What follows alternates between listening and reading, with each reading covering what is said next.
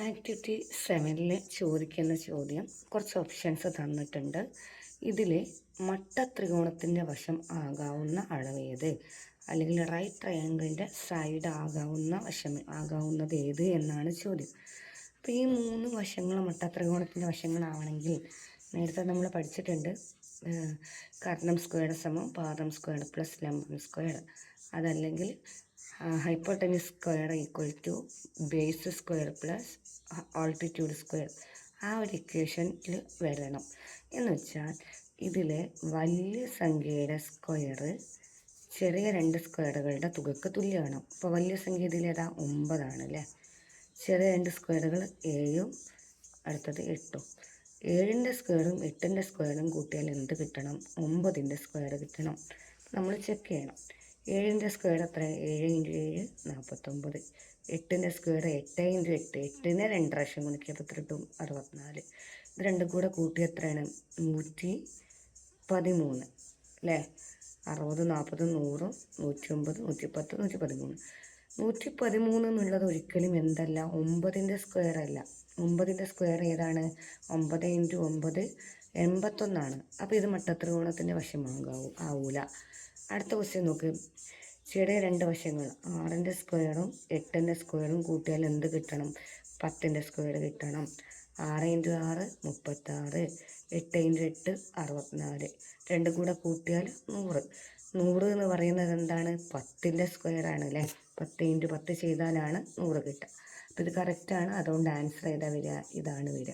അപ്പം ഇങ്ങനൊരു ക്വസ്റ്റ്യൻ ചോദിക്കുമ്പം ഈ 3 എണ്ണത്തിൽ ചെറിയ 2 വശങ്ങളുടെ സ്ക്വയർ ചെയ്യുക, എന്നിട്ട് രണ്ടും കൂടെ കൂട്ടി കിട്ടുന്ന ആൻസർ എന്താവണം? ആ 3ാമത്തെ വശത്തിൻ്റെ സ്ക്വയർ, അതിന് 2 പ്രാവശ്യം കുടിച്ചാൽ കിട്ടുന്ന ആൻസറിന് തുല്യമാവണം. വളരെ ഇമ്പോർട്ടൻ്റ് ആണ്, പഠിക്കുക കേട്ടോ. സെക്കൻഡ് ടേമിലൊക്കെ നമ്മളോട് ഒരു ത്രികോണത്തിൻ്റെ വശം ആകാവുന്നത് എന്നായിരുന്നു ചോദിച്ചത്. ആ സമയത്ത് നമ്മൾ എന്താ ചെയ്തത്? ചെറിയ 2 വശങ്ങൾ കൂട്ടിയിട്ട് 3ാമത്തേതിനേക്കാൾ കൂടുതലാണെന്ന് പഠിച്ചു. പക്ഷെ ഇങ്ങനെ മട്ട ത്രികോണത്തിൻ്റെ വശമാകാവുന്നതെന്ന് ചോദിക്കുമ്പോൾ ഈ രീതിയിലാണ് ചെയ്യുക. അപ്പോൾ ഇതിൻ്റെയൊക്കെ ആണെങ്കിൽ നമ്മൾ എന്താ ചെയ്യുക? ചെറിയ 2 വശം 8ഉം 10ഉം ആണ്. അതിന് 2 സ്ക്വയർ, 8 × 8 64, 10 × 10 100, 164 കിട്ടും. 164 പിന്നെ 3ാമത്തെ വലിയ വശം 12ൻ്റെ സ്ക്വയറിന് തുല്യമാവണം. 12ൻ്റെ സ്ക്വയർ എന്ന് പറഞ്ഞാൽ 12 × 12 144. ഇതിന് തുല്യമാണോ? അത് അല്ല. അപ്പോൾ ഇതല്ല. അപ്പോൾ നിങ്ങൾ ചെയ്ത് നോക്കുമ്പോൾ 2ാമത്തെ കറക്റ്റായി കിട്ടിയാൽ പിന്നെ ബാക്കി ചെയ്യണമെന്നില്ല. ഇനി അതിൽ നിന്നുള്ള മറ്റൊരു ക്വസ്റ്റ്യൻ ആയിരുന്നു. ഇങ്ങനൊരു ഷേപ്പ് വന്നു. ഇവിടെയുള്ള ചതുരത്തിൻ്റെ ഏരിയ എത്ര? ചതുരത്തിൻ്റെ ഏരിയ നമുക്കറിയാം, സമചതുരാണ്, സ്ക്വയറാണ്. സ്ക്വയറിൻ്റെ ഏരിയ കിട്ടാൻ അതിൻ്റെ ഒരു സൈഡ് കിട്ടിയത് അല്ലേ. ലെങ്ത്തും ബ്രെഡ്ത്തും ഗുണിച്ചാലാണ് അതിൻ്റെ ഏരിയ കിട്ടുക. അപ്പോൾ ഇതിൻ്റെ ഒരു സൈഡ് കിട്ടണം. അപ്പോൾ ഈ സൈഡ് കിട്ടിക്കഴിഞ്ഞാൽ നമുക്ക് എന്ത് കിട്ടും? ഇതിൻ്റെ ഏരിയ കിട്ടും. അപ്പോൾ ഇതൊരു ത്രികോണമല്ല, ഇതിനെ ത്രികോണമാക്കി മാറ്റണം. അപ്പോൾ നമ്മൾ ഇങ്ങനത്തെ ഒരു ഷേപ്പ് കിട്ടി ഇങ്ങനെ വരച്ചു കൊടുക്കുക. ഇവിടെ നിന്ന് ഇങ്ങോട്ട് 3 ആണ്. അപ്പോൾ ഇവിടെ നിന്ന് ഇങ്ങോട്ട് എത്രയാകും? 3. ഇത് മൊത്തം 8 ആണ്. അപ്പോൾ 8ന്ന് താഴെ 3 പോയാൽ ബാക്കി ഇവിടെ എത്ര വരും? 5 വരും. ഇവിടെ 12 ആയതുകൊണ്ട് ഇവിടെയും 12.